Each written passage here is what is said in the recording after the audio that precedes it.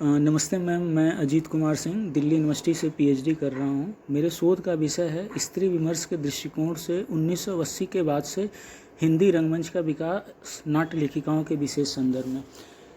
मेरे अनुसंधान के 4 आयाम हैं। पहला ये कि मैंने कुछ नाट्य लेखिकाओं को लिया है, उनके नाटकों का अक्रॉस हिंदी बेल्ट के जो राज्य हैं 9 राज्य और इसके अलावा बंगाल और महाराष्ट्र, वहाँ पे उन नाटकों का मंचन महिला और पुरुष निर्देशकों द्वारा किया गया है, उसको देखना, उसका एनालिसिस करना। दूसरा आयाम ये है कि अगर किसी महिला निर्देशिका ने खुद नाटक लिखा है और उसका मंचन किया है तो उसको देखना। तीसरा ये है कि अगर हिंदी भाषी इन 9 राज्यों में से और महाराष्ट्र और बंगाल के राज्य में अगर कोई हिंदी लेखिका ने अगर कोई नाटक लिखा है, उसका मंचन किया गया है, उसको देखना। और इन राज्यों में जिन भी महिला पुरुष डायरेक्टर्स ने और अन्य रंगकर्मियों ने हिंदी रंगमंच के विकास के लिए जो योगदान दिया है, उसको अपने अनुसंधान में शामिल करना। इसी संदर्भ में आज हम प्रख्यात हिंदी रंगमंच की प्रख्यात निर्देशिका श्री कीर्ति जैन मैम से बात कर रहे हैं। आइए बात करते हैं मैम से। नमस्ते मैम। मैम, मैं चाहूँगा कि आप अपनी रंग यात्रा के बारे में थोड़ा सा हमें बताएं। तो बस शुरुआत तो राष्ट्रीय नाट्य विद्यालय में प्रशिक्षण से है जी। वहाँ पे किया, निर्देशन में स्पेशलाइजेशन था। फिर उसके बाद मैं 5 साल के करीब दूरदर्शन में काम करती रही एज प्रोड्यूसर, और फिर राष्ट्रीय नाट्य विद्यालय में पढ़ाना शुरू किया। जी। तब से फिर रिटायरमेंट तक वहीं पे रही। बीच में 5-6 साल 7-8 साल डायरेक्टर रही एनएसडी की। जी। और इस पूरी यात्रा में जो मैंने एक चीज़ बहुत महत्वपूर्ण सीखी जब मैं राष्ट्रीय नाट्य विद्यालय में पढ़ रही थी, जी। उससे पहले जो मेरी पढ़ाई थी वो रूटीन जैसे हमारी सबकी कॉलेज में स्कूल में पढ़ाई होती है, उससे एक बहुत डिसल्यूजनमेंट था कि कहीं वो पढ़ाई मुझसे जुड़ नहीं रही थी, वो मुझे एजुकेशन लगी नहीं रहा। इसीलिए मैंने तय किया था कि मैं आगे एमए नहीं करूँगी बीए करने के बाद, और इसी चक्कर में मैंने राष्ट्रीय नाट्य विद्यालय ज्वाइन किया। और वो करके नाटक के बारे में तो जो सीखा ही बहुत सीखा, क्योंकि अलकाजी साहब हमारे डायरेक्टर थे उस समय, और बहुत एमिनेंट लोग उस समय वहाँ पढ़ाते थे जो हमारे टीचर रहे।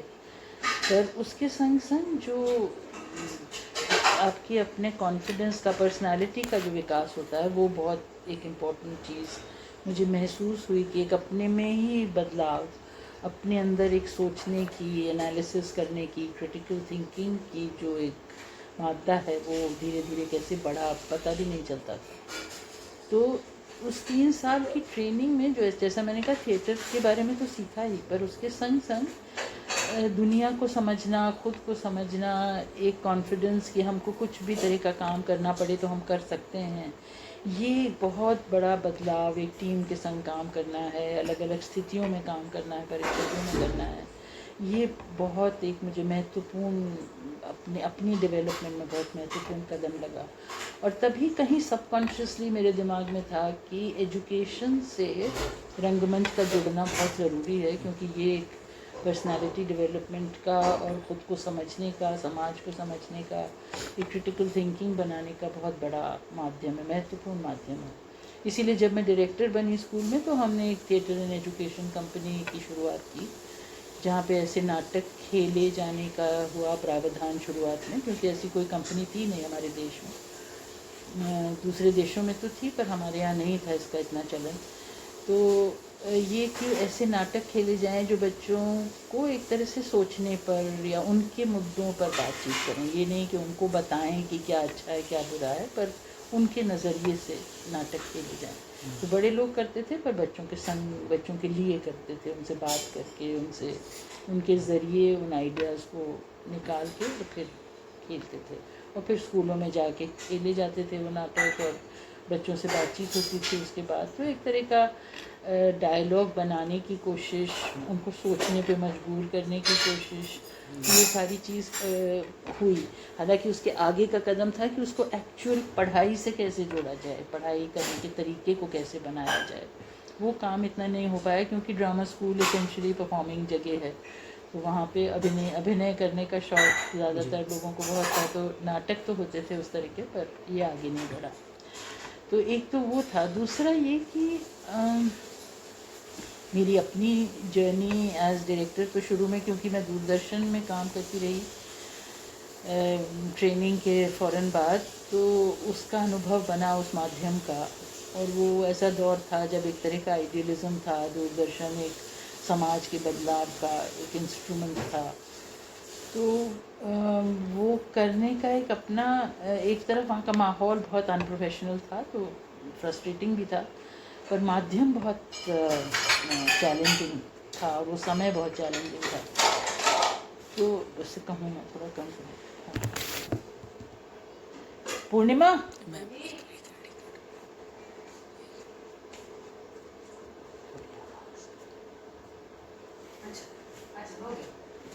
जी मैम। कर हाँ। तो वो जो दौर था, उसमें एक तो ये कि मैं युव मंच नाम का एक कार्यक्रम किया करती थी, तो युवा लोगों से उनके सपने, उनकी इच्छाएं, उनके फ्रस्ट्रेशंस, उसकी जानकारी बहुत गहराई से मिली उस दौर में। और इसीलिए एक युवा पीढ़ी के लिए एक तरह की एम्पैथी और समझ, हम भी युवा ही थे उस समय, पर जो यंग लोग जिनको आमतौर पे मौका नहीं मिल रहा कुछ कर पाने का, उनको मौका देने का एक प्लेटफॉर्म था। उनके संग इंटरेक्शन करके अपने देश की रियलिटी को समझने का एक मौका था। तो उसने एक मेरी और समझ एक दिशा में बनाई, एक तरह की परिपक्वता उससे आई। और फिर पढ़ाने के जो अपने वो हैं चैलेंजेस कि थिएटर में एक, मुझे थिएटर हिस्ट्री जैसा, मतलब मॉडर्न इंडियन ड्रामा पढ़ाती थी मैं, तो कैसे पढ़ाया जाए कि लोगों को उसमें दिलचस्पी हो, जानने की इच्छा हो, इससे बहुत जद्दोजहद चलती रही। पर इसी दौरान एक नाटक निर्देशन में शुरू में मुझे बहुत अच्छा नहीं लगता था, क्योंकि हमने जो तरीका सीखा था करने का, वो ये था कि निर्देशक ही सबको बताता है कि क्या करिए। और मुझे लगता था कि ये तो कोई टीम वर्क नहीं हुआ, ये तो हम एक्टर्स को एक पॉन्स की तरह यूज़ कर रहे हैं, और वो मुझे बहुत डिस्कम्फर्ट करता था। और उसी में एक बार जब बहुत तैयारी का मौका नहीं मिला, जो कि हमको पूरी तैयारी पहले करनी पड़ती थी, हमें ट्रेनिंग ही ये थी, तो जब मैं डायरेक्टर थी, हमको स्कूल में नाटक करना था, और हफ्ता भर पहले हबीब तनवीर जिनको आना था डायरेक्ट करने, उन्होंने मना कर दिया कि नहीं आ पा रहे हैं। तो मुझे करना था, वो तैयारी का बहुत समय ही नहीं था। तो तब जो एक प्रक्रिया शुरू की कि एक्टर्स के संग इम्प्रोवाइजेशन करके नाटक की शक्ल तैयार की जाए, तो लहरों के राजहंस जैसा नाटक उस ढंग से किया।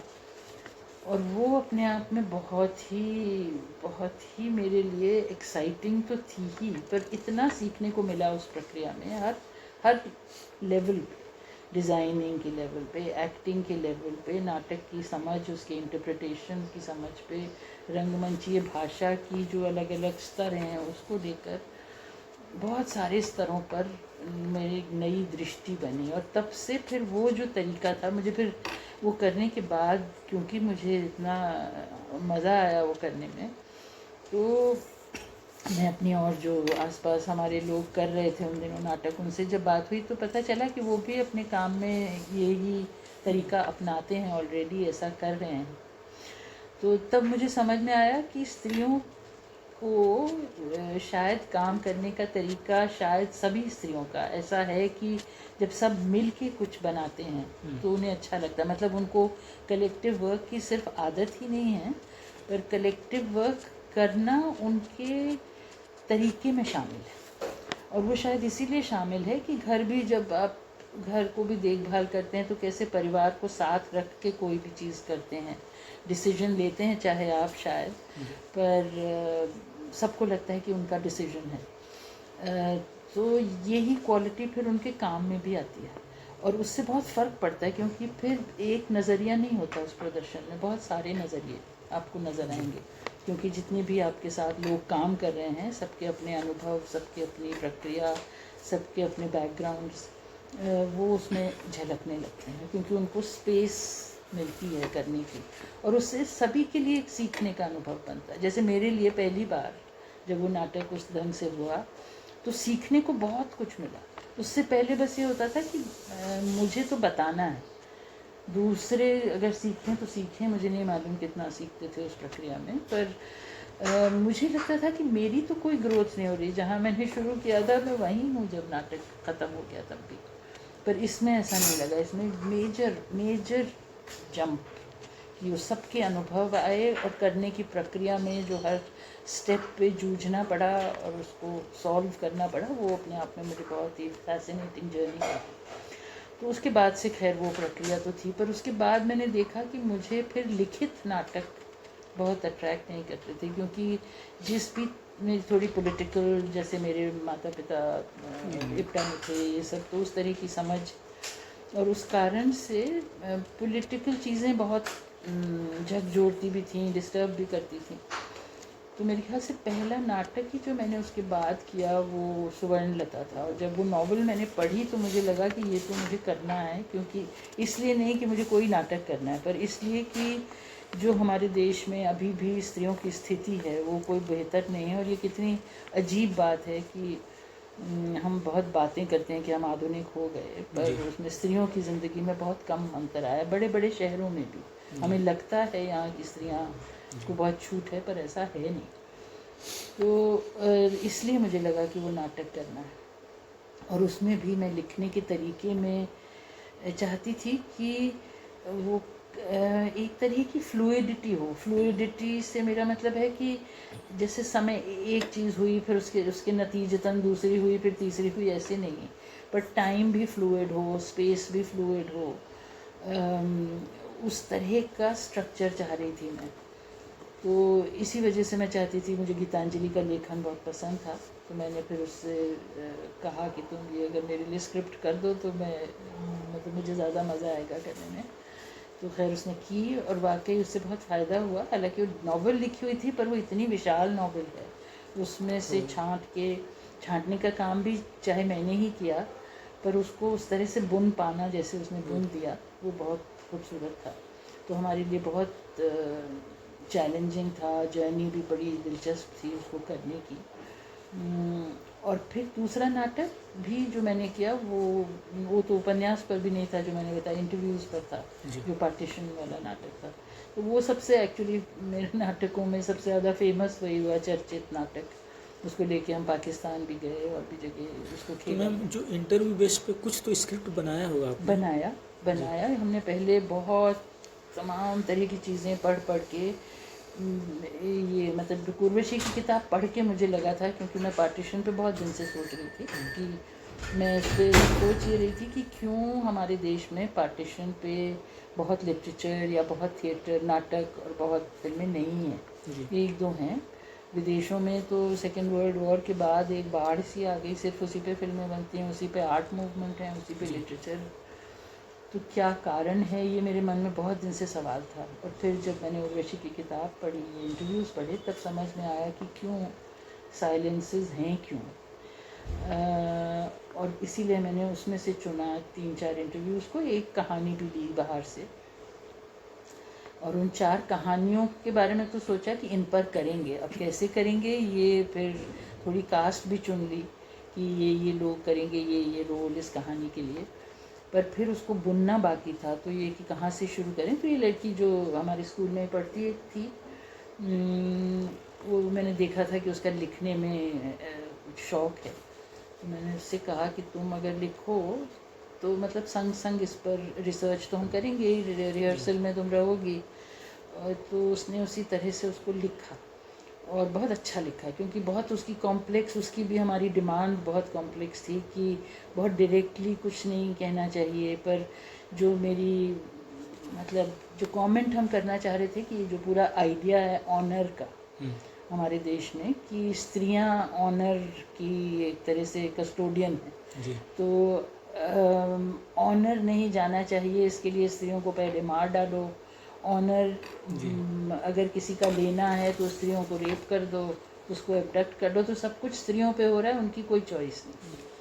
तो ये उसका मेन फोकस हमारे उसका वही था, अपार्ट फ्रॉम द फैक्ट कि पार्टीशन जैसे इवेंट से कितना डिस्प्लेसमेंट, कितना दुख, कितने अलग अलग उसके पहलू हैं जो उभारने थे और स्त्रियों पर क्या असर पड़ता है। तो उसने बहुत अच्छी लिखी स्क्रिप्ट, इंटरव्यूज़ को एक स्क्रिप्ट के तौर पे, तो वो जब तुम पढ़ोगे नटरंग में तो तुम देखोगे कि बहुत ब्लैंड लगती है, क्योंकि मैंने कहा कि उसमें जो हमने एक्शन किए वो ना लिखे जाएं, क्योंकि हम तो इवॉल्व कर रहे थे कि एक हमने अगर कोई खेल सोचा, उसको खेल को खेलते खेलते वो लाइनें बोली गई। मतलब उनको मैंने एक्टर को बोला कि इस समय तुम ये बोल के देखो कैसे लगता है, तो उन्होंने बोला और वो वर्क किया, नहीं वर्क किया तो कोई और तरीका ढूंढा। तो हमने कहा कि हम खाली स्क्रिप्ट लिखते हैं, वहाँ जो टेक्स्ट था, और टेक्स्ट को लोग कैसे खेलना चाहते हैं वो उनके ऊपर करेंगे। तो मैम इसका नाम क्या था मैम? और कितने टुकड़े। अच्छा, ये नटरंग में है मैम? ये नटरंग में है। तो इसकी तो स्क्रिप्ट मिल जाएगी मुझे, बाकी ढूंढनी पड़ेगी, देखूंगी मैं कहीं है तो जी। ये शायद हो। तो ये अपने आप में एक और अनुभव था जहाँ पे इस तरह के बड़े इवेंट के पीछे जो पूरा इमोशनल वो है, कहना चाहिए उथल पुथल, उसका अंदाज़ा उससे हुआ और उसके लिए कैसी भाषा ढूंढी जाएगी। क्योंकि जब आप एक तरह से कहानी सुना रहे हैं जी। इंटरव्यूज़ तो वही होते हैं कि लोग अपने बारे में बात कर रहे हैं, तो उसका सेंस भी रहे, ये भी रहे कि नाटकीय है, ये भी रहे कि चार अलग अलग कहानियाँ हैं तो चार अलग अलग कहने के तरीके ढूंढे जाएं। तो उस सब की एक अपनी डिमांड थी कि कैसे स्पेस बहुत फ्लेक्सिबल हो जिससे कि हर तरह की कहानी वहाँ सुनाई जा सके। तो पूरा दारोमदार एक्टर्स पे था, उन्हें अपने दम पर स्पेस भी बनानी है और कहानी भी बतानी है। उसका तुम वीडियो देखोगे तो तुम्हें समझ में आएगा कि वो कितने सारे स्तरों पे वो करने की कोशिश थी, क्योंकि हमारा आइडिया यही था कि हम पार्टीशन के 50-60 साल बाद बना रहे हैं, तो जो आज के पर्सपेक्टिव से हम जैसे देख रहे हैं उसको, मतलब हम आज याद कर रहे हैं पुरानी चीज़ों को, तो याद करने की प्रक्रिया क्या होती है, सेंस ऑफ लॉस क्या होता है जी। आज। जैसे हमने एक सीन जब किया था तो उसको मैंने उनसे कहा था कि अगर बच्चे जिन्होंने आज अपने माँ से दादी से सुना होगा पार्टीशन के बारे में, तो उनके लिए वो पार्टीशन का क्या अर्थ होगा, तो उसको हम कैसे इसमें बुने। और उसको जब हम खेल खेल में कर रहे थे, हंसी हंसी में कर रहे थे, और थी बड़ी ट्रैजिक सिचुएशन की जहाँ औरतें कुएं में कूद गई थी अपना ऑनर बचाने के लिए, तो एक्टर्स को शुरू में बहुत परेशानी हुई कि हम कैसे मजाक उड़ा सकते हैं सिचुएशन का। तो मैंने कहा बच्चे तो उनके लिए वो रियल नहीं है, उनके लिए वो कहानी है बस, तो उनके लिए वो जो ड्रामा उस सिचुएशन में ढूंढ रहे हैं बस वो है, और उसका उन्हें मज़ा आ रहा है, वो धीरे धीरे क्या बन जाता है वो अलग बात। तो ये पूरी प्रोसेस फॉलो करके जो उसका ट्रांसफॉर्मेशन होता है, उनके खेल से याददाश्त शुरू होती है और वो रियल में बदलती है, तो उसको कैसे खेला जाए, ये सब मतलब प्रोसेस बनाने में भी बहुत मज़ा आता है, वही सीखने की एक्चुअली पूरी प्रक्रिया है जानने की। तो वो था। उसके बाद के भी सब नाटक ज़्यादातर मेरे ख्याल से 90% नाटक इवॉल्व्ड नाटक हैं, लिखित स्क्रिप्ट कम है। लिखित स्क्रिप्ट शायद मैंने तभी ली होगी जब किसी खास, जैसे कि लहरों के राजहंस लिया था, क्योंकि मोहन राकेश की 20 साल या 25 साल हो चुके थे, उस पर हम कुछ कार्यक्रम कर रहे थे, या कहीं पे बच्चों के संग कोई नाटक करवाना है तो किया। पर अगर अपने आप चुन के मैं कर रही थी तो बहुत कम लिखित नाटक ले रही थी। ऐसे ही एक जो मुझे करने में बहुत चैलेंजिंग लगा था और मज़ा आया था, एक तो हमारा शहर उस बरस गीतांजलि का, और वो इसीलिए कि उन दिनों ये सब कम्युनलिज्म वगैरह सब शुरू हो चुका था, और मुझे बहुत परेशानी होती थी कि कैसे बिना जाने धीरे धीरे लोगों में दरार आती चली जाती है अलग अलग कम्युनिटीज़ में, जबकि सब बड़े सेक्युलर समझदार सब ऐसे लोग हैं, पर अगर माहौल ऐसा है तो उसमें क्या होगा। बहुत खूबसूरत नावल लिखी है गीतांजलि ने उस बारे में, और उसको किया था। पर उसके अलावा एक काशीनाथ सिंह की कहानी है बहुत सुंदर, कौन ठगवा नगरिया लूटर, पढ़ी है आपने? तो काशी का 80 नाम का एक कलेक्शन है उनका, उसमें है तो वो ग्लोबलाइजेशन और लिबरलाइजेशन के बारे में है, एक तरीका बहुत ही, मुझे लगता है one of the greatest stories, बहुत अच्छी कहानी। वो भी स्टूडेंट्स के संग करना था, पर इसलिए भी किया कि स्टूडेंट्स को थोड़ा इस रियलिटी का पता चले कि जो जिस तरह का मटीरियलिज्म बाज़ार में आ रहा है वो उसके पीछे क्या फोर्सेस हैं, उसके नतीजे क्या क्या होते हैं, क्या हो सकते हैं। तो एक इसकी समझ उनकी बने, और वो बहुत ही दिलचस्प ढंग से एक सैटिरिकल तरीके से लिखा हुआ कहानी है। तो उसको भी फिर हमने कन्वर्ट किया इनटू अ प्ले। मेरे ख्याल से वो एक अकेला ऐसा नाटक था जो एक किसी मेल एक्टर ने, पुरुष ने उसको अडेप्ट किया था मेरे लिए। बाकी ज़्यादातर मेरे नाटक स्त्रियों ने ही लिखे। तो एक तरह से कहा जाए तो यही जर्नी है। जर्नी में ये और कि मैं जब निर्देशक थी तो उस दौरान और समझ में आया कि स्त्री होने की क्या परेशानियां और क्या फ़ायदे होते हैं। जी। सिर्फ नुकसान ही नहीं है, मेरे ख्याल से स्त्रियों को एक सोशलाइजेशन की वजह से ये समझ होती है लोगों की, थोड़ी साइकोलॉजी की, उनकी इमोशनल ज़रूरतों की, जिससे कि लीडरशिप में एक तरह की सहूलियत हो जाती है। आपको समझ में आता है कि कैसे आप उसको हैंडल करें।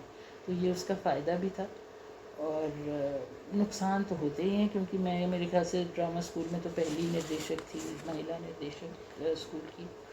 तो लोगों को आदत नहीं थी कि कोई महिला करेंगी, और उनको ये भी लगता था कि नहीं कर पाएंगी। तो ये सब चीज़ें वो एक अपना अलग अनुभव था, उसका रंग यात्रा से बहुत ताल्लुक नहीं है। अच्छा मैम, आपका चूँकि फील्ड बहुत बड़ा रहा है और योगदान आपका बहुत बड़ा है, उसके बारे में बात करेंगे तो हमारे पास शायद वक्त कम पड़ जाए। लेकिन मैं चाहूँगा कि कुछ महत्वपूर्ण डायरेक्शंस जिन नाटकों पे आपका किया है, उनके 4-5 नाटकों के नाम अगर आप हमें बता मैंने दें। बताया अभी। हाँ, अच्छा, हाँ, इसी में तो आ गए सब। सुवर्ण लता हो गया आपका, हमारा शहर उस बरस हो गया, और एक आपका और हो गया कितने टुकड़े, और कितने टुकड़े। कौन इनका ठगवा डायरेक्शन। नगरिया लूटल हो, कौन ठगवा नगरिया लूटल हो, ठगवा नगरिया लूटन हो, लूटल हो। अच्छा, कबीर का है ना। हाँ, ये भोजपुरी का जो टोन है मैम, और ये पश्चिमी उत्तर प्रदेश नहीं, भोजपुरी का जो बनारस के आसपास का एरिया, वो लैंग्वेज लग रही है। जी मैम। अच्छा मैम, एक्टिंग किस में आपने की थी, किन की? मैंने नहीं की। अच्छा, एक्टिंग नहीं नहीं, की। बस स्कूल में जब हम ड्रामा स्कूल में पढ़ रहे थे, हाँ। तब जो करनी पड़ती थी, और एक बाद में बस एक बार खामोश अदालत जारी है हुआ था, तो उसमें एक बार एक एक्टिंग की थी, पर मुझे एक्टिंग का बिल्कुल शौक ही नहीं। जी मैम। मतलब पसंद नहीं। अच्छा मैम, कोई एडेप्टेशन आपने किया है विदेशी नाटकों का, या एडेप्टेशन? नहीं, मतलब मैं जितने भी ये सब स्क्रिप्ट्स लिखी गई, इसमें मेरा बहुत एक्टिव रोल था उनको बनाने में, जी। पर मैं खुद अपने आप से नहीं बनाती हूँ। जी। अच्छा मैम, इस क्षेत्र में हिंदी रंगमंच की स्थिति को आप कैसे देखते हैं? दिल्ली की बात कर रहा हूँ। मुझे लगता है दिल्ली में दो तरह की चीज़ें हैं। एक तरफ तो क्योंकि कोई प्रोफेशनल थिएटर नहीं है, कमर्शियल थिएटर नहीं है, तो जिससे कि एक निरंतरता रहती है जो रंगमंच में, और जिससे एक ऑडियंस तैयार होती है, वो संभावना यहाँ नहीं है। और इसीलिए ऑडिटोरियम भी उसके लिए बहुत उपयुक्त एक ही दो हैं, जो हैं वो बहुत महंगे हैं, लोगों के लिए करना संभव नहीं है। तो एक रेगुलर कर पाने की परंपरा नहीं बनी, इसीलिए रेगुलर ऑडियंस नहीं बनी, रेगुलर टिकट लेकर देखने की एक आदत नहीं बनी। पर दूसरी तरफ क्योंकि ऐसी कोई बंधी बंधाई ऑडियंस नहीं है, इसीलिए उसकी कोई एक्सपेक्टेशन भी कोई बंधी बंधाई नहीं है। उसका ये फ़ायदा है कि इस माहौल में एक्सपेरिमेंटेशन की बहुत संभावना। जैसे महाराष्ट्र में आप जाएंगे तो वहाँ बहुत मुश्किल है, क्योंकि उनकी बंधी हुई ऑडियंस है, उनके मन में है कि हम टिकट लेके जा रहे हैं तो नाटक से हमें ये तो मिलना ही चाहिए, एंटरटेनमेंट या संगीत या जो भी वो सोचते हैं। तो वहाँ पे उसको तोड़ के कुछ अलग कर पाना बहुत मुश्किल है उस माहौल में जी। क्योंकि फिर वो नाटक चलता ही नहीं, और वहाँ पे अगर नाटक कम से कम 50 शोज़ ना हो तो उसको करने का कोई, पूरी इकॉनमी बिगड़ जाती है उनकी। यहाँ पे आपको पता है कि नाटक से आप कुछ अर्न नहीं करेंगे, आपको खर्च करके ही करना है जी। तो लोग शौक़ के लिए कर रहे हैं, और शौक़ के लिए जब कर रहे हैं तो जितना एक्सपेरिमेंटेशन आप चाहते हैं, आप करना चाहते हैं, ट्राई करना चाहते हैं, आप करेंगे ज़ाहिर है। जी क्योंकि जब आप अपना खर्चा करके कर रहे हैं और आपको रिटर्न की एक्सपेक्टेशन भी नहीं है, तो कम से कम ये छूट तो है। जी तो ये फ़ायदा मुझे लगता है कि दिल्ली में रह के मैंने देखा कि जितना एक्सपेरिमेंटल काम यहाँ हो पाता है, या कभी कभी दूसरे क्षेत्रों में केरल वगैरह जैसे शहरों में भी हो पाता है, कभी असम में भी हो पाता है, मणिपुर, पर हिंदी क्षेत्र में मेरे ख्याल से सबसे ज़्यादा काम इसलिए भी यहाँ हुआ कि बहुत से लोग यहाँ के बस गए अलग अलग तरह के, और ये एक तरह से केंद्र रहा जी कल्चरल गतिविधि का, एक दूसरी कलाओं से एक आदान प्रदान भी रह पाता है। तो एक दूसरी तरह की समझ भी बनती है, ज़्यादा व्यापक समझ बनती है। दिल्ली राजधानी होने से आपको पूरे देश में क्या हो रहा है इसकी भी समझ रहती है, एक्सपोजर भी रहता है। तो हम सब के काम में मेरे ख्याल से बाहर आसपास जो भी हो रहा है, चाहे विदेश में चाहे यहाँ, उस सब का प्रभाव डायरेक्ट इनडायरेक्ट रहता है। तो इसीलिए हिंदी प्रदेश में तो कहीं भी परंपरा नहीं है, तो वो छूट तो मेरे ख्याल से हिंदी प्रदेश में हर जगह थी, पर वहाँ पे ऑडियंस भी इसके लिए शायद कम तैयार हो, और जो लोग काम कर रहे हैं वो भी, उनके लिए भी शायद ज़्यादा मुश्किल है, क्योंकि वैसा एक्सपोजर नहीं और वैसी जानकारी नहीं है, वैसा विमर्श नहीं है। तो मुझे लगता है कि इसके दो धारू है ये तलवार, कि एक तरफ वो परंपरा नहीं है, ये नुकसान है, और इसीलिए कोई रेगुलर थिएटर कर नहीं सकता, उसको अपनी जीविका का साधन नहीं बना सकता। पर दूसरी तरफ ये न होने से नई तरह का काम होने की संभावना बहुत है, और हुआ भी है। जब भी हुआ है इस प्रदेश में ज़्यादा हुआ, आप देखेंगे अगर तो एक्सपेरिमेंटल काम बम्बई में आपको बहुत कम मिलेगा। मैम एक्सपेरिमेंटल अगर आप बोल रहे हैं तो एक्सपेरिमेंटल्स में क्या कुछ टेक्निक्स नई थी हैं आपके अनुसार? कौन सी टेक्निक्स कुछ नई आई हैं एक्सपेरिमेंट के रूप में? टेक्निक्स कहना चाहिए, या कि तरीका, एक प्रदर्शन, एक नाटक को नए ढंग से देखने की जो तरीका है, उसकी डिज़ाइनिंग के अलग अलग तरीके हैं। रंग भाषा को बनाने के, जैसे जब अनामिका ने काम शुरू किया तो उसका काम बहुत ही अलग किस्म का था। वो रूस से भी ट्रेनिंग लेके आई थी, ड्रामा स्कूल में भी पढ़ी थी, पर रूस से 5 साल की ट्रेनिंग लेके आई थी डायरेक्शन की, तो बिल्कुल बिल्कुल ही अलग तरह का काम था। प्रियंका शर्मा की बात कर रही हैं? नहीं, अनामिका। अच्छा, अनामिका शर्मा। तो उस सब से हम, मतलब हमको क्योंकि वो एक्सपोजर मिला, फिर मैं थी उस समय डायरेक्टर, तो उसको एज टीचिंग के लिए बुलाया, तो उसने हमारे कुछ मतलब 4-5 साल क्लासेस लिए एक्टर्स के स्कूल में। तो उन्होंने उस नई टेक्निक को समझा, नए तरीके को, जिसमें ज़्यादा ये था कि आप कोई भी नाटक करते हैं तो उसमें आपको अपने आप को ज़्यादा खोजना है जी। अपने आप को ज़्यादा समझना है, और उसमें भी ये पार्टिसिपेशन तो बहुत ही एसेंशियल है कि आपको तरीके ढूंढने हैं कि जैसा आपको अनुभव हुआ या जैसा अनुभव आप बताना चाहते हैं लोगों को, उसको आप एक विजुअल भाषा में कैसे बनाएंगे, और ये कि उस जो भी वो अनुभव है उसको अपनी ज़िंदगी से कैसे जोड़ेंगे, पहली चीज़ ये है। तो अगर वो राजदर्पण जैसा उन्होंने नाटक जब छात्रों के संग किया, जो कि उपनिवेशवाद पर था और कॉलोनियल माइंडसेट के बारे में था, तो सबसे पहली चीज़ तो उन्होंने ये की कि उन छात्रों के संग ऐसे गेम्स और ऐसी एक्सरसाइजेस की जिससे कि वो ये समझें कि उन सब में भी वो माइंडसेट कहाँ कहाँ है, चाहे वो भाषा को लेके है, चाहे वो शहर और गांव के अंतर को लेके है, किसी भी चीज़ को लेके, पावर और पावरलेस की जो इक्वेशन होती है, इसमें उन्होंने सबको ये फोर्स किया कि वो समझें कि उनमें कहाँ है वो मानसिकता, तब जाके वो नाटक के एक्चुअल टेक्स्ट में घुसती हैं और काम करती हैं, और फिर बहुत बारीकी से एक एक चीज़ पर और उसकी फिजिकलिटी पे, उसकी भाषा पे काम करती हैं। तो बहुत अद्भुत तरीका है अनामिका का मेथड जो है, उससे हम सब ने बहुत सीखा करने का तरीका। तो मुझे लगता है कि उस तरह का काम जो कि थोड़ा एब्स्ट्रैक्ट है, मतलब सब्जेक्टिव होती है, जब कोई चीज़ जैसे कविता होती है, कविता सबको समझ में नहीं आती आसानी से, तो मुझे वही क्वालिटी अनामिका के काम में लगती है कि इतनी सब्जेक्टिव है कि एक्टर्स की भी सब्जेक्टिविटी उसमें आती है। तो अक्सर लोगों को समझ में नहीं आता, पर वो अगर आप समझने को ना बैठे नाटक पर उसको महसूस करने को बैठे तो महसूस आप करते हैं।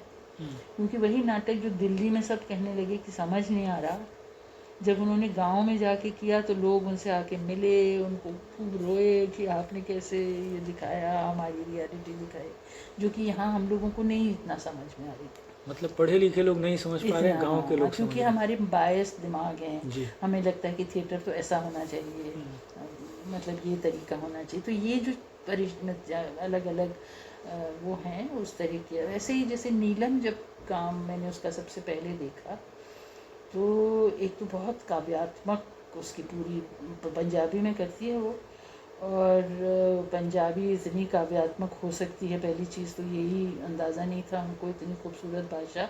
तो वहाँ के जो बहुत लीडिंग पोइट हैं सुरजीत सिंह पातर, वो उनसे करवाती है अडेप्टेशन अपने सब नाटकों का। तो ग्रीक नाटक और ये जो भी उसने किए अडेप्टेशन उन्होंने किया पंजाबी में, तो इसीलिए उसमें वो काव्य की क्वालिटी है। क्योंकि काव्य की क्वालिटी है तो उसके सब प्रदर्शनों में एक तरह का क्या कहना चाहिए, एपिक माइथोलॉजिकल क्वालिटी है। संगीत का इस्तेमाल करती है, रूरल कलाकारों को अपनी रेपर्टरी में उसने रखा है तो वो भी उसका हिस्सा होते हैं। और उसने बहुत काम किया फीमेल सेक्सुअलिटी पर, और जिस ढंग से उनके शरीर को, उसकी बॉडी लैंग्वेज को हैंडल किया, जिस तरह की कहानियाँ चुनी, वो शुरू में ऐसे लगता था कि ये कैसे दिखाएगी स्टेज पर बहुत खूबसूरती से दिखाया भी, और उस तरह की चीज़ शायद छोटी जगह संभव ना हो जी। तो मतलब सिर्फ टेक्निक की बात नहीं है, पर बहुत सारा काम ऐसा है जो एक्सपेरिमेंटल, जैसे अनुराधा का जब काम है तो बहुत सारे नए मतलब आइडियाज़ से डील करता है जी। इंटेलेक्चुअल कहना चाहिए थिएटर है, और वो मदद करता है नए रंग भाषा को एक तरह से विकसित करने में। जी। तो वो सारा काम सिर्फ ये ध्यान में रख के नहीं किया गया कि ऑडियंस को कैसा लगेगा, पर जी। खुद के लिए भी एक्सप्लोरेशन।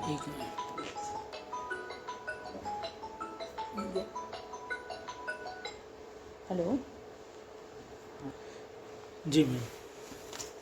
तो उनके काम में जैसे फिर किस तरह से वो कभी जैसे वीडियो का इस्तेमाल करती हैं या अलग अलग तरह पेंटिंग्स का इस्तेमाल करती हैं। अनुराधा ने बहुत बार बड़े हमारे मतलब टॉप पेंटर्स के संग काम किया। तो डिज़ाइनिंग का काम पेंटर्स जो सेट डिज़ाइन है वो कैसे समझते हैं उस टेक्स्ट को और कैसे अपनी पेंटिंग में उतारते हैं वो, और फिर उसके ज़रिए वो फिर कैसे अब उस टेक्स्ट को स्टेज पे करेंगी। तो इस सब से बहुत बदल जाता है, बहुत कोलैबोरेटिव काम बहुत ज़्यादा है उनका, संगीत के लोगों से के संग कोलैबोरेशन, पेंटर्स के संग कोलैबोरेशन, और उससे वो बदलता है, बहुत एब्स्ट्रैक्ट हो जाता है। तो इस तरह का जो एक्सपेरिमेंटेशन है वो यहाँ दिल्ली में ज़्यादा संभव हो पाया है, जो कि दूसरी जगहों पर थोड़ा मुश्किल है। पार्टली एक्सपोजर बम्बई कलकत्ते जैसी जगह में इसलिए कि वहाँ पे जो बनी बनाई ऑडियंस है उनके लिए मतलब उनको खोने का जोखिम कोई नहीं उठाना चाहता, यहाँ है ही नहीं तो नहीं आएंगे तो नहीं आएंगे, ये है। तो ये उसका फ़ायदा है। और ये भी है कि यहाँ पे मतलब राष्ट्रीय नाट्य विद्यालय है, उसके छात्र इधर उधर मिल जाते हैं आपको, एक्टर्स आसपास मिल जाते हैं, तो ज़्यादा मतलब एक तरह से सिर्फ हर समय एमेटर काम ही नहीं होता, पर थोड़ा प्रोफेशनल लेवल का काम कर पाते हैं। अच्छा मैम, इस यहाँ पे दिल्ली में कोई हिंदी लेखिका है जो स्त्री उम्र से जुड़े मुद्दों पर लगातार लिख रहे हैं आपके अनुसार अभी? मेरे ख्याल से कुछ हद तक तो मीराकांत लिखती हैं। मृदुला गर्ग का मैंने हाल में कोई नाटक नहीं पढ़ा, पर जब मैंने किया था उनका एक नाटक तब तो हाँ वो स्त्री विमर्श से जुड़ा हुआ था एक हद तक। जी। अच्छा मैम, इस क्षेत्र में पुरुष निर्देशक आपके अनुसार हैं जो कि हिंदी रंगमंच के लिए काम कर रहे हैं, आपको क्या लगता है? नहीं, हिंदी रंगमंच के लिए तो बहुत लोग काम कर रहे हैं। अच्छा। मतलब कारंत जैसे लोग उन्होंने भी हिंदी रंगमंच में काम किया। मतलब दूसरे क्षेत्र के लोग, अब जैसे रैना और बंसी जो कि हैं तो कश्मीर के, पर यहाँ पे ही बस गए और फिर यहीं पे उन्होंने हिंदी रंगमंच में ही सारा उनका योगदान है। जी प्रसन्ना बेंगलोर के हैं पर हिंदी रंगमंच में उनका योगदान है। जी तो दुबे वगैरह ये सब इन लोगों ने जी ये भी क्या सुनील शानबाग हैं वहाँ पे, इस तरह के लोगों ने, अभिलाष पिल्ले जो केरल का है उसने भी बहुत अच्छा काम नई तरह का और बहुत सेंसिटिव तरह का काम उसने किया है। तो इन सब लोगों का बहुत योगदान है और हिंदी रंगमंच को, रंजीत कपूर हैं, ये सब, इन सब के बहुत योगदान है हिंदी रंगमंच को आगे बढ़ाने में। अच्छा मैम, ऐसे कोई पुरुष निर्देशक जो स्त्री से जुड़े मुद्दों पर लगातार मंचन कर रहे हैं, अगर आपको ऐसा लगता है कोई है तो? ऐसा मुझे ध्यान नहीं आ रहा, मतलब ऐसे कहना। और दूसरी उसमें समस्या ये भी है कि जब पुरुष स्त्री के मुद्दों पे काम करते हैं तो वो अप्रोच अलग होता है, और जब स्त्री स्त्री के मुद्दों पे काम करती हैं तो अलग होता है, क्योंकि पुरुष के मन में स्त्रियों का एक स्टीरियोटाइप है, तो वो या तो उसको विक्टिम बना देते हैं या फिर उसको कुछ और बना देते हैं, तो हेरोइक बना देते हैं। पर स्त्रियां एक्चुअली स्त्रियों को अपनी रोज़मर्रा की सच्चाई में देख पाती हैं और दिखा पाती हैं, बिना इस डर के कि लोग क्या कहेंगे कि स्त्री का ऐसा चित्रण क्यों किया। तो इसलिए भी मुझे कभी ये बहुत एक्साइट नहीं करता कि पुरुषों ने स्त्री को कैसे चित्रित किया।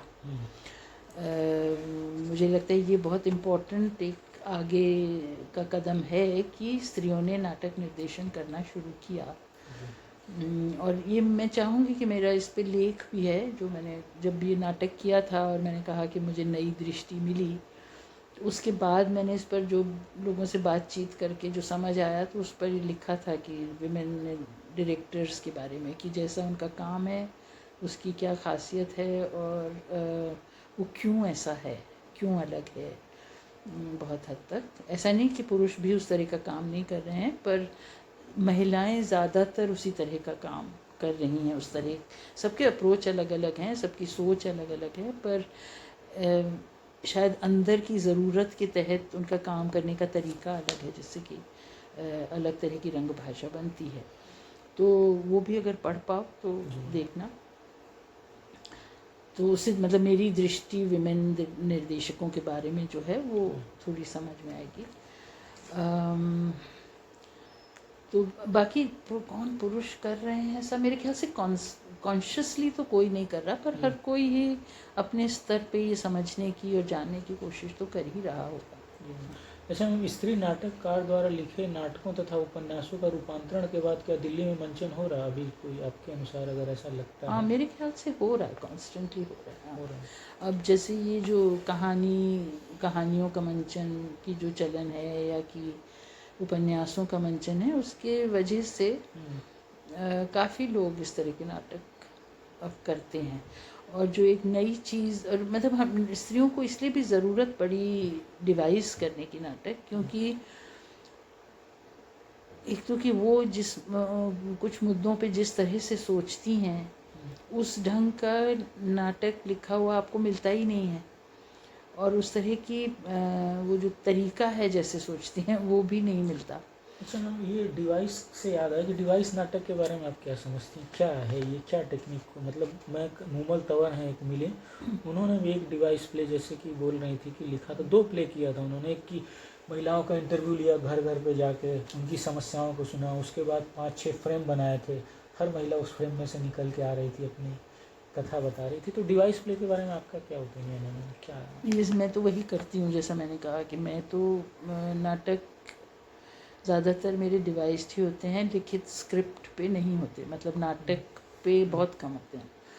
और मैं वही बता रही थी कि क्यों ज़रूरत पड़ती है, क्यों ज़्यादातर स्त्रियां आप पाएंगे कि ऐसा कर रही हैं। एक तो ये कि वो जो बात कहना चाहती हैं उस बात के बारे में बहुत कम लिखे हुए नाटक हैं। वो जिस ढंग से उस बात को कहना चाहती हैं, जिस चीज़ को फोकस करना चाहती हैं, वो बहुत कम है। तो इसीलिए जो वो उस समय कहना चाहती हैं उसके बारे में फिर जो भी उनको लिटरेचर मिलता है या कि एक जैसा सोचने वाले लोग मिलते हैं, तो या तो बिल्कुल नए सिरे से आप उसको इवॉल्व करते हैं, और या फिर कोई ना कोई बेस लेके, जैसे कि मैंने किया कि आप इंटरव्यूज़ ले लें, या कि उसके बाद मैंने एक नाटक किया था क्योंकि मुझे बहुत गुस्सा था कि अमेरिका कैसे दुनिया में मतलब बर्बादी कर रहा है। जब उन्होंने इराक पे अटैक किया तो मैं बहुत दिन तक ढूंढती रही कुछ मिले जिस पर मैं नाटक करूं। फिर मुझे एक इंटरनेट पे ब्लॉग मिला।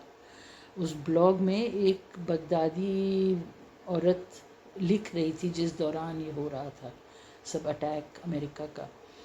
बहुत ही सुंदर ब्लॉग था और बहुत मूविंग ब्लॉग था। तो फिर उस ब्लॉग पर मैंने नाटक किया, बगदाद बर्निंग कर।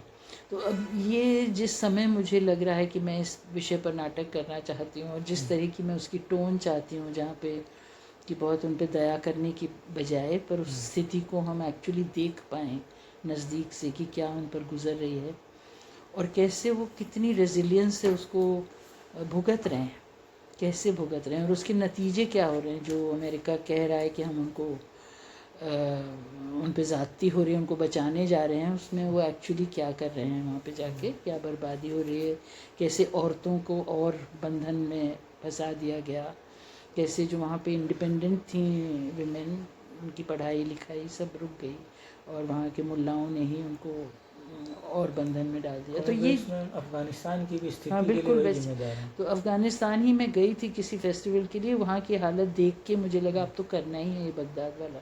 जी तो उसी से ही वो बल्कि प्रेसिपिटेट हुआ। सोच तो मैं बहुत दिन से रही थी, पर मतलब ये जो स्थितियां हैं इसके बारे में नाटक लिखा हुआ मिलना बहुत मुश्किल है, क्योंकि आपको जिस समय लगा कि आप करना चाहते हैं उस समय नहीं होगा, जाहिर है। और मैं जिस तरह से या जिस टोन में वो पकड़ना चाहती थी वो मुझे उस ब्लॉग में दिखा, तो मुझे लगा कि इस पर मैं आधारित कर सकती हूँ नाटक को। तो उसको फिर हमने स्क्रिप्टिंग की, उसको भी एक हमारी एक्ट्रेस थी उसने स्क्रिप्ट किया नाटक के तौर पे, बगदाद बर्नी। तो वो भी उसमें एक्ट कर रही थी, पर उसको भी लिखने का शौक़ है, तो उसने फिर उसको। जी मैम। अच्छा मैम, एक सवाल है बड़ा, चूँकि अब तो नॉर्मल हो गया है, नॉर्मल क्या है, काफ़ी ज्वलंत रहा है शुरू से ही कि महिलाएं स्त्री नायिकाओं के रूप में पहले तो रंगमंच से गायब थीं।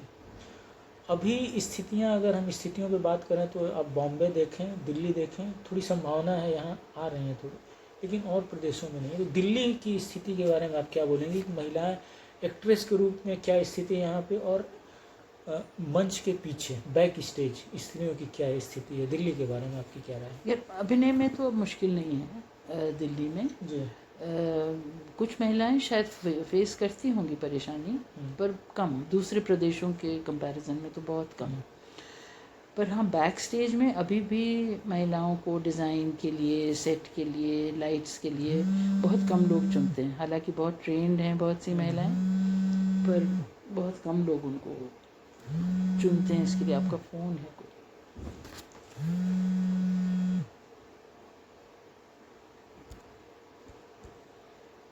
तो ये उनकी मतलब एक शिकायत रहती है हमेशा कि कम लोग उनको ये मौका देते हैं।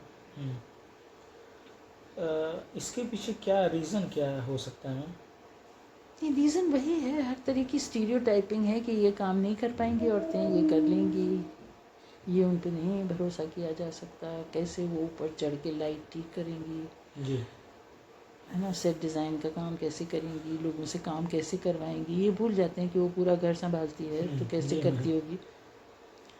पर वो है। जी मैम।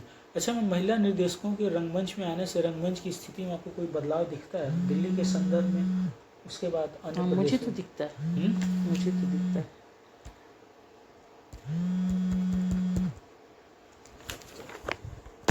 जी, मुझे ये दिखता है कि ये जो मतलब एक तरह की नई रंग प्रक्रिया और रंग भाषा जी, ज़्यादा नॉर्मलाइज हुई इस प्रोसेस में।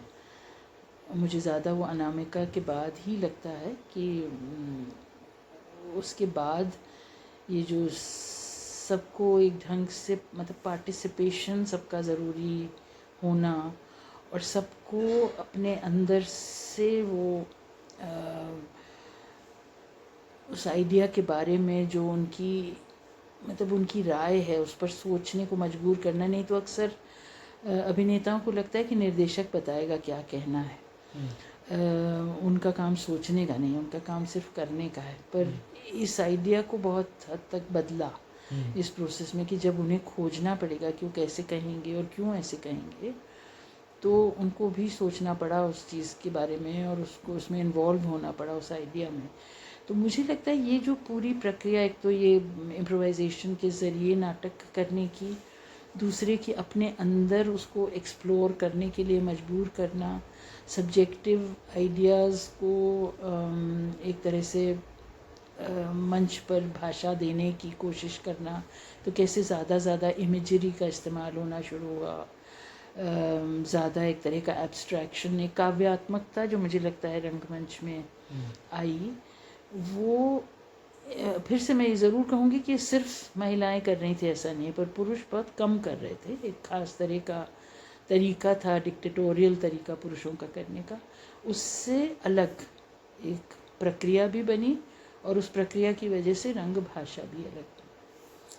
अच्छा, मतलब आप ये बोल रहे हैं कि रंग भाषा और नया रंग मुहावरा स्त्रियों ने दिया है रंगमंच को? मतलब ये पूरी तरह से नहीं ऐसे कह सकते, पर नए रंग मुहावरे की ओर जो पूरा मूवमेंट है उसमें बहुत मतलब एक तरह से गति महिलाओं ने। अच्छा, ये काफ़ी बड़ा मतलब अचीवमेंट है एक तरह से। हाँ, मुझे लगता है अचीवमेंट है और उसका कारण ये भी है कि पुरुषों के लिए तो वो मंच बहुत पहले से था, पर क्योंकि स्त्रियों को जब वो काफ़ी देर से, मैंने मेरे ख्याल से 60s 70s के बाद उनको ये मौका मिला है, तो सोचिए कितना लंबा रंगमंच का इतिहास।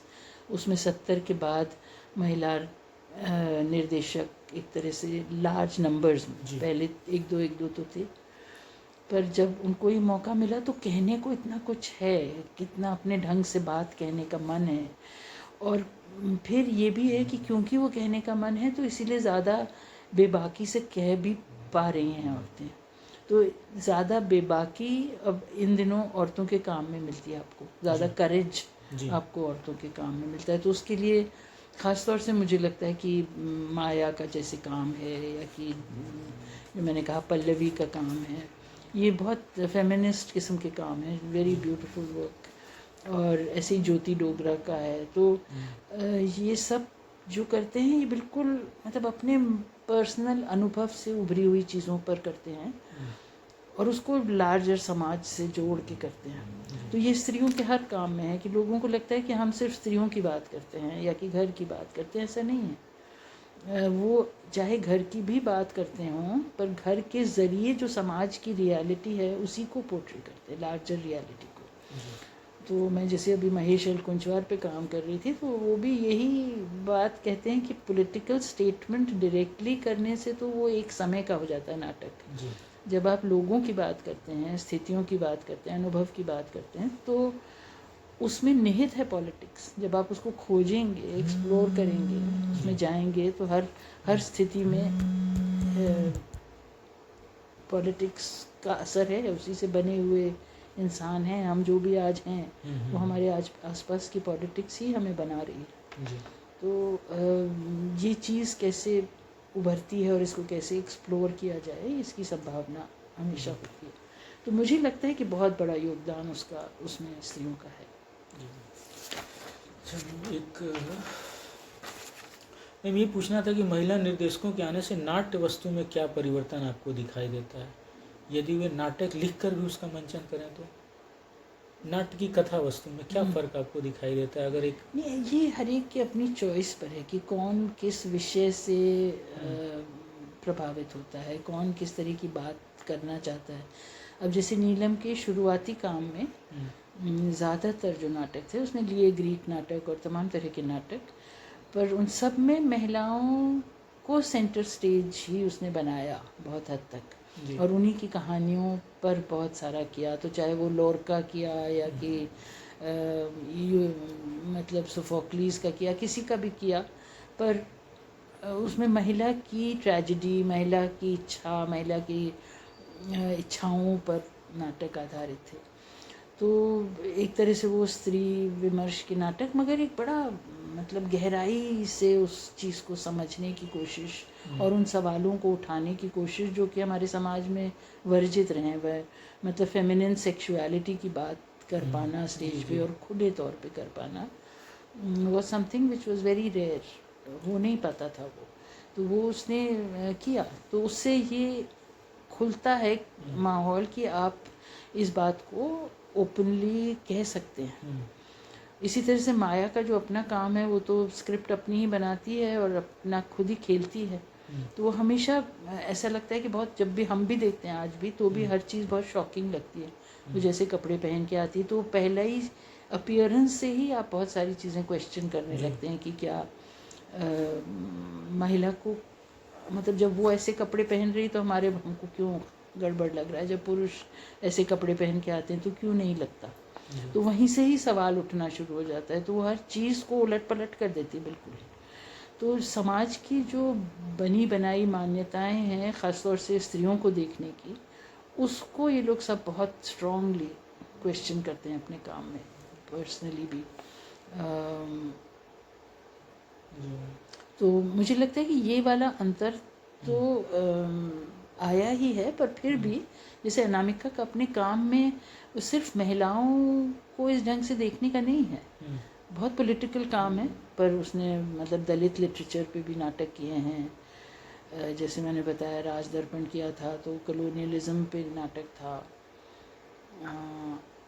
तो ऐसे नाटक, और उसमें बहुत धारदार मतलब कमेंट है और बहुत बेबाकी से कमेंट करती है वो अपनी रंग भाषा से, बहुत स्ट्रॉन्ग कमेंट करती है। जी।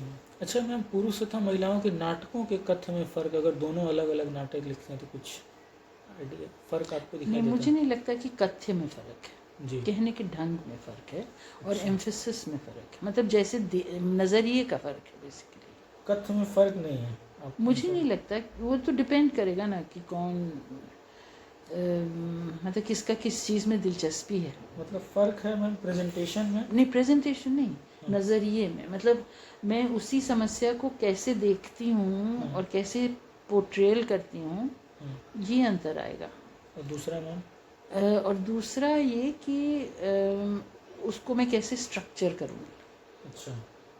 स्ट्रक्चरिंग में अक्सर स्त्रियों के काम में ना एक लीनियरिटी नहीं होती, सीधी लाइन में नहीं चलती। जैसे ज़िंदगी में होता है ना, आप एक ही साथ 10 तरह की चीज़ें करते हैं, करनी पड़ती हैं स्त्रियों को, ऐसे ही उनके काम में भी होता है कि 10 तरह की चीज़ें, मतलब समय बड़ा फ्लेक्सिबल सा होता है, इधर से उधर जाता रहता है। जी। तो ये अंतर नॉर्मली हो जाएगा उनके काम में। अगर वो लिखेंगी तो ये कोई सोच के नहीं लिखता कि मैं महिला हूँ तो मैं अलग लिखूँगी, या जैसे मैंने काम शुरू किया कि मैं महिला हूँ तो मेरा काम अलग होना चाहिए या मेरी भाषा अलग वो हो जाएगी जी। ऑटोमेटिकली हो जाएगी, क्योंकि मुझे वही चीज़ मुझे ज़्यादा सहजता से आती है और वही चीज़ में मुझे ज़्यादा सेटिस्फैक्शन मिलता है। अच्छा मैम, इस क्षेत्र में रंगमंच के लिए सरकार की भूमिका को आप कैसा देखते हैं? दिल्ली में सरकार कुछ कर रही है हिंदी रंगमंच के लिए, क्या भूमिका है? कुछ नहीं, सरकार की कोई भूमिका मतलब नहीं वो ग्रांट्स देती हैं सरकारें छोटी मोटी प्रोडक्शंस के लिए, पर एक किसी भी विजन का जहाँ तक सवाल पूछें कि हम लोग बहुत बार कह चुके हैं कि ग्रांट्स न भी दें पर एक इंफ्रास्ट्रक्चर तैयार करें। अच्छा। कि भाई ऑडिटोरियम हो, लोगों को मिलें, अफोर्डेबल तौर पे मिलें, रिहर्सल की जगह मिले, ये सुविधाएं अगर जुट जाएं तो किसी को अच्छा नहीं लगता कि गवर्नमेंट की ग्रांट पे आप निर्भर रहें। पर क्योंकि ये सब नहीं है और आपको एक ऑडिटोरियम एक दिन लेने के लिए 1 लाख रुपया खर्च करना पड़ता है, तो कैसे करेंगे आप रंगमंच? मतलब हर दूसरे सिर्फ ऑडिटोरियम नहीं, रिहर्सल की जगह चाहिए।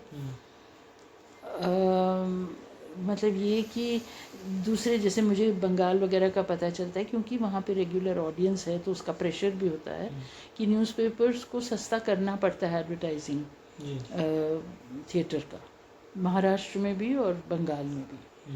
और इसी तरह ऑडिटोरियम को अगर आप स्कूल के लिए या किसी कमर्शियल उसके लिए दे रहे हैं तो अलग होता है दाम, थिएटर वालों को देने के लिए अलग होता है दाम। जी कलकत्ते में भी ऐसा है। जी रिहर्सल स्पेसेस वगैरह के लिए भी प्रोविज़न होता है। तो मतलब ये सब जो सुविधाएं हैं, अगर बेसिक सुविधाएं मुहैया की जाएं, और दूसरा कि सरकार का अपना नज़रिया कलाकारों की तरफ क्या है, ये भी देखने की बात है कि वो क्या उनको प्रेस्टीज देते हैं जब वो रेपर्टरी की ग्रांट देते हैं और एक कलाकार को महीने भर का 6,000 देते हैं, तो कहाँ रख रहे हैं वो कलाकार को।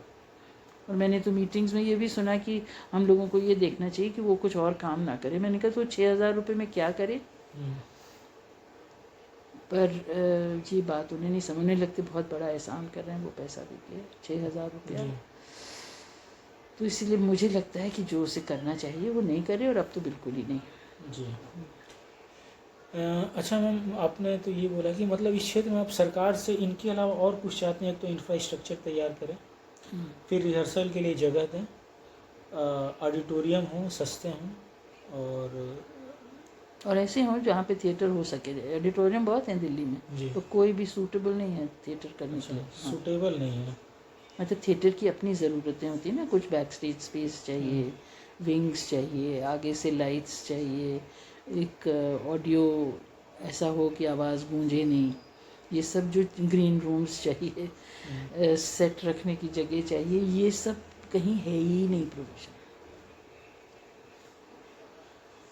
अच्छा मैम, सीनियर कलाकारों के लिए सरकार के से आप क्या चाहती हैं? जो सीनियर हैं, जो वेल नोन है, अगर उनके पास बुजुर्ग हो गए, साधन नहीं है, तो उनके लिए कुछ सरकार को तो करना चाहिए। करना चाहिए, मगर वही मैं कह रही हूँ कि अगर सरकार के मन में उनकी कोई इम्पोर्टेंस ही नहीं है तो वो सिर्फ थिएटर की बात नहीं है, हमारे संगीत के, नृत्य के या कि लेखक गण सभी के संग जो हो रहा है, ये इतनी शर्म की बात है कि हमारे यहाँ जब वो पीक पे हैं तो उनको आप एक परफॉर्मेंस का 5 लाख भी दे देंगे और बाद में आप उनको डिग्निफाइड ढंग से जीने का भी अधिकार नहीं है, स्पेस नहीं है। तो इसका कोई इलाज नहीं है कि एक पूरा समाज ही ऐसा है जहाँ पे कलाकार की कोई अहमियत नहीं, तो उसमें गवर्नमेंट से एक्सपेक्ट करना कि वो कुछ करेगी, मुझे तो नहीं लगता कि संभव है। अच्छा मैम, ये यहाँ पे जो आप बोल रहे हैं हिंदी थिएटर की जो स्थिति है उसको बचाए रखने में इसकी कोई स्ट्रेंथ है जिसकी वजह से हिंदी रंगमंच यहाँ अभी भी फल फूल रहा है दिल्ली में? मुझे तो नहीं लगता कि फल फूल रहा है।